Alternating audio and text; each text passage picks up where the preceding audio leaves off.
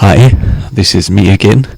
After some videos with literature and short story readings, I decided to commit myself to a whole series of videos about some more serious scientific biomedical issues again. The usual disclaimer or caveat for this type of topic holds for me too. What I present here is based on my own best knowledge, theoretical knowledge and empirical knowledge that is researched on empirical evidence-based studies, and I will also try to give you all my sources, or at least the most important ones, but I cannot guarantee anybody that my claims are valid or that advice given here will lead people to happiness or not be harmful. I hope it won't be, but of course I cannot guarantee that it will not be harmful in certain circumstances or situations if you should follow it at all. I've been interested in the subject of HIV/AIDS both in Africa and in the privileged, dominating, industrialized countries of the world for a long time already. It all started with my introduction of a film about HIV/AIDS in Africa for a presentation of a local student club of international physicians for the prevention of nuclear war, where I examined the causes for the different prevalence and the different spread of the disease in Africa versus the rest of the world. I will talk about various aspects of the virus and the disease and how to prevent it. Now, today a lot of work on HIV/AIDS is done in immunology. There is also a lot of money involved in it. People are working on a vaccine, and recently with a study in Thailand there has been a spark of success with these vaccine trials. But even optimistic estimations speak about a vaccine that is licensed or approved for the general public in 2016. That is the earliest date given by the most optimistic optimists. And even this vaccine, although it will be likely to decrease the spread of HIV/AIDS, will most probably not be able to eradicate the disease altogether. It will have a protection of maybe 30, 50, 60% at most, and so it will be very effective as far as the spread of the disease is concerned. It will diminish the spread of the disease, but it will definitely not be, even if they find it in 2016 already, it will probably not be as effective as the other vaccines that we know for viral and use for viral and bacterial diseases with great success.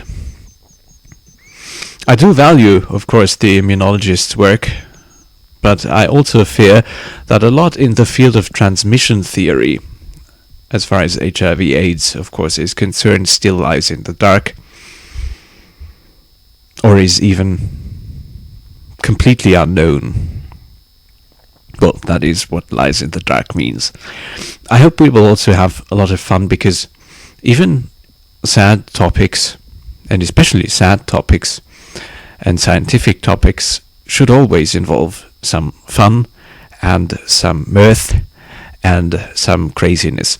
There is, in my opinion, one crucial point to the disease, to HIV/AIDS, and sadly the HIV/AIDS denialists use this point to argue for their ludicrous thesis that there is no connection between the virus or the various HIV viruses that are around and the fulminant outbreak of the immune deficiency that is called AIDS.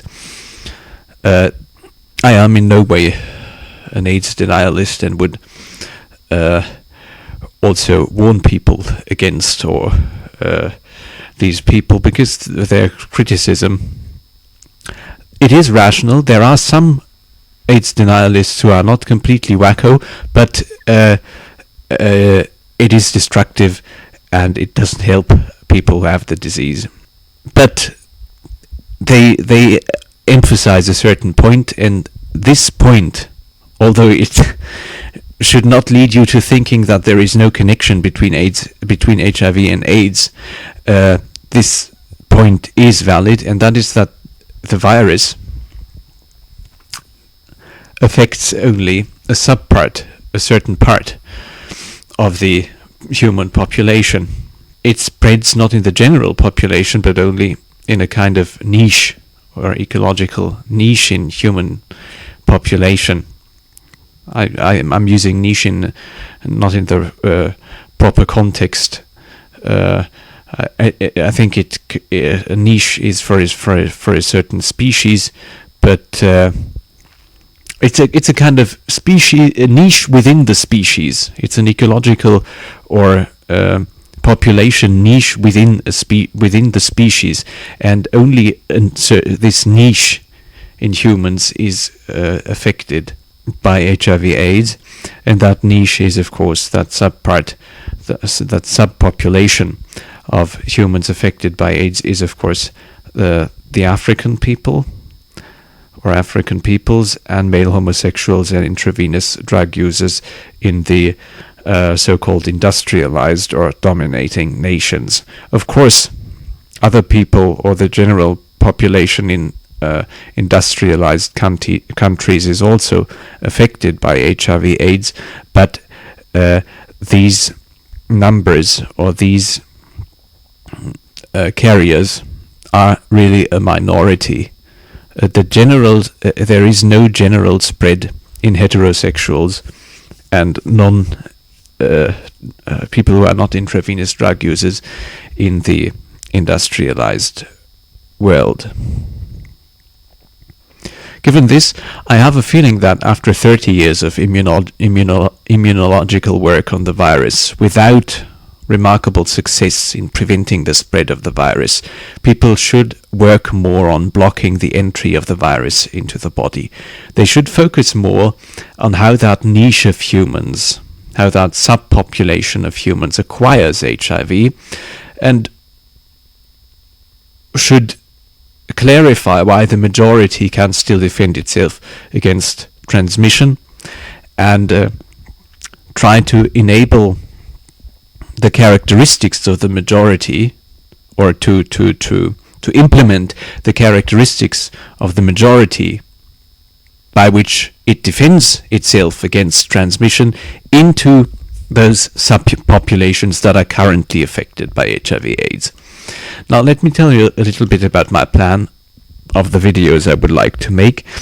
It is not even too clear to me at the moment, this plan, but I will talk about first how men who have sex with men, MSM is the abbreviation, in the first world or in the industrialized world catch the virus. A lot of that is common knowledge, but some facts or some study results are not too well known, and I will focus on these as well. I will also talk about prevention and prophylaxis, that is how they can prevent themselves from catching the virus. And here a lot of what I will say is brand new research of my own that is theoretically justified, and justified by empirical evidence-based studies and by anecdotal evidence that I have gathered already. Then a third part or video will be why the difference. Why is there such a difference in the spread of the disease in Africa versus the rest of the world? That is, how do Africans catch the virus? How can HIV spread in the general population, in the heterosexual population, above all in Africa, whereas the virus seems not to accomplish that in the dominating nations of the world.